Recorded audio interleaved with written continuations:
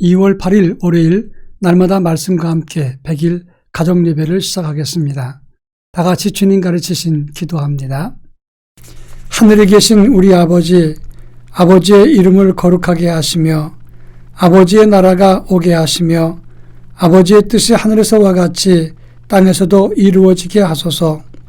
오늘 우리에게 일용할 양식을 주시고 우리가 우리에게 잘못한 사람을 용서하여 준 것 같이 우리 죄를 용서하여 주시고 우리를 시험에 빠지지 않게 하시고 악에서 구하소서. 나라와 권능과 영광이 영원히 아버지의 것입니다. 아멘. 찬송가 346장 주 예수 우리를 구하려. 찬송가 346장을 다 같이 부릅니다.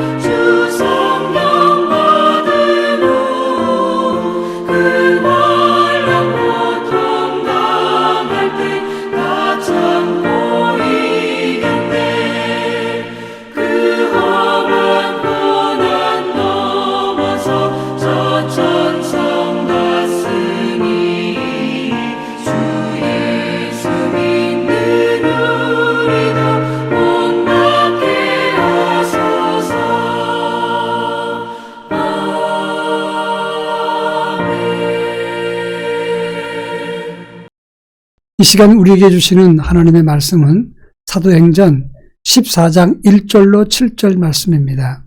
신약성경 사도행전 14장 1절로 7절 말씀을 다 같이 한 절씩 교독하겠습니다. 제가 전체를 읽겠습니다. 이에 이고니온에서 두 사도가 함께 유대인의 회당에 들어가 말하니 유대와 헬라의 허다한 무리가 믿더라. 그러나 순종하지 아니하는 유대인들이 이방인들의 마음을 선동하여 형제들에게 악감을 품게 하거늘 두 사도가 오래 있어 주를 힘입어 담대히 말하니 주께서 그들의 손으로 표적과 기사를 행하게 하여 주사 자기 은혜의 말씀을 증언하시니 그 시내의 무리가 나뉘어 유대인을 따르는 자도 있고 두 사도를 따르는 자도 있는지라.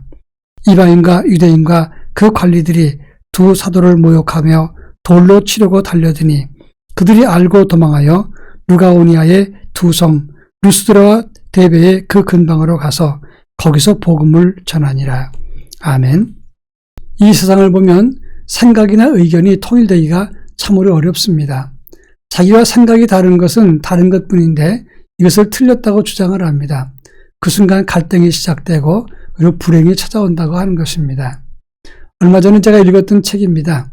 독이 가득한 이 코브라가 검은 맘마뱀과 싸우고 있었습니다. 이 독이 든 이빨로 맘마뱀을 무니까 이 맘마뱀이 그만 축 늘어져 버리고 말았습니다. 그 순간 코브라는 이 맘마뱀을 삼키기 시작했습니다.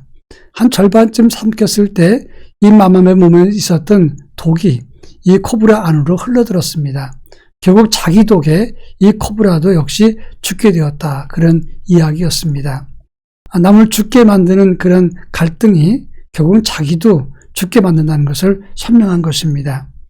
남과 서로 다른 것은 다른 것인데 그것을 틀렸다고 이야기하면서 끝까지 공격했을 때 그 협소함이 자기를 죽게 만드는 법입니다. 오늘 본문에 나온 이야기도 같은 내용입니다. 바울과 바나바가 이고니온에서 복음을 증거했을 때 그들은 유대인의 회당에서 하나님 말씀을 전파했습니다. 그때 유다 사람과 헬라인의 많은 사람들이 예수를 믿게 되니까 바울을 반대했던 유대인들은 사람들을 선동해서 악감을 품게 하고, 그리고 두 사도를 모욕하고 돌로 치료했다가 이 두 사도는 루스드라와 더베 지방으로 피했다. 이 말씀이 오늘 본문의 내용입니다.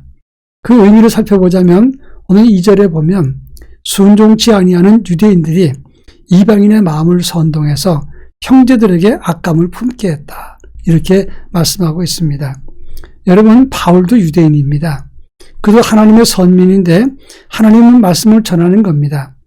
유대인의 율법에서 더 발전되는 것이 예수 그리스도의 복음입니다.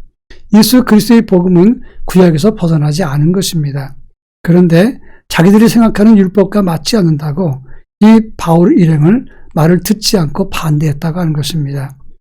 듣지 않고 반대하는 것은 소극적인 자세지만 이들이 점점 더 마음이 강팍해지니까 반발하되 다른 사람을 선동하고 악감을 품게 해서 결국 자기 동족인 바울을 이방인들 손에 죽이도록 선동했습니다.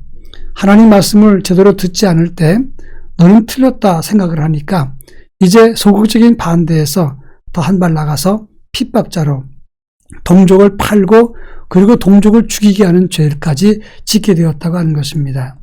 이것이 죄의 특성 발전성이라고 하는 겁니다. 죄는 그냥 머물지 않고 점점 더 깊이 뿌리를 내리고 발전하게 되고 오염된다고 하는 것을 알아야 합니다. 그런가 하면 하나님 말씀이 이고니온에서 말씀이 전파되었을 때 이고니온은 두 패로 나누어지게 되었습니다. 4절에 보면 그 시내의 무리가 나뉘어 유대인을 따르는 사람이 있는가 하면 두 사도를 따르는 자로 분리되었다. 이렇게 말씀하고 있습니다.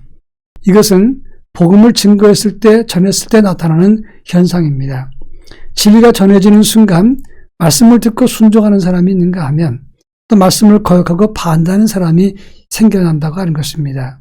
자, 그렇다면 순종하는 자와 거역하는 자 둘로 나눠지는데 그 중간은 없겠느냐 하는 것입니다.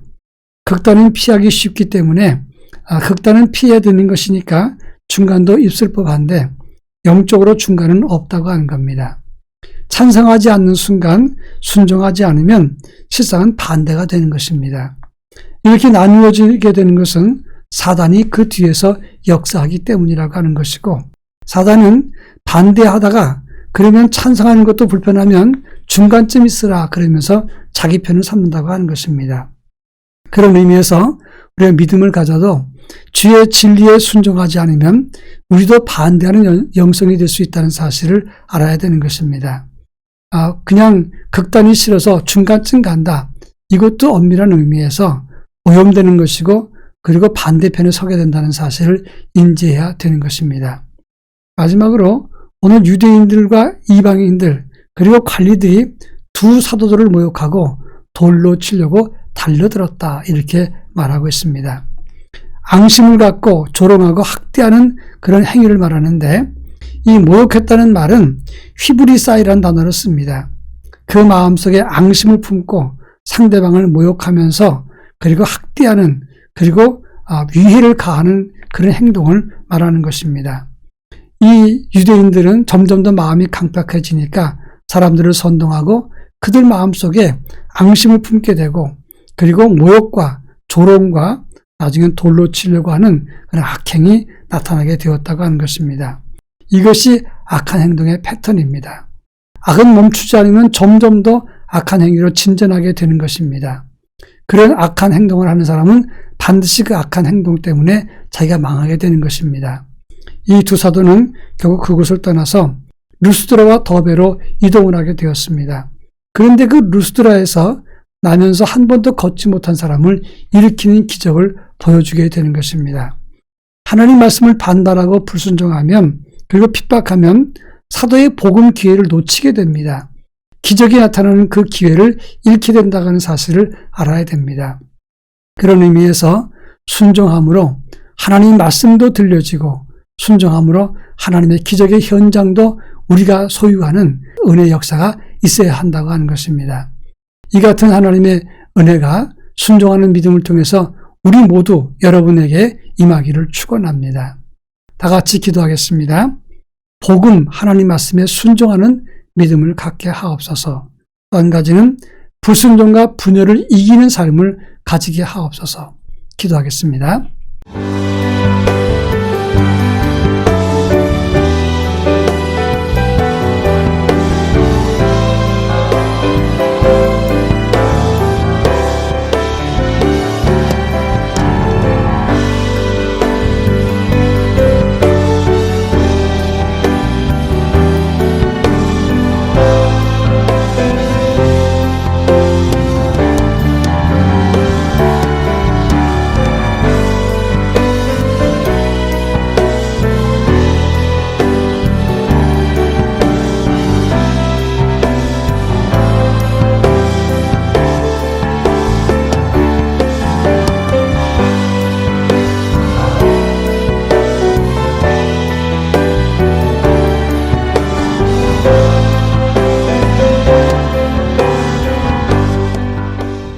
사랑 많으신 하나님 아버지, 하나님의 복음과 하나님의 뜻에 철저하게 순종하는 아름다운 믿음의 주인공 되게 도와주옵소서.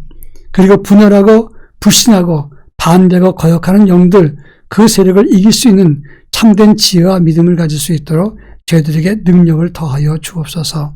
예수님의 이름으로 기도합니다. 아멘.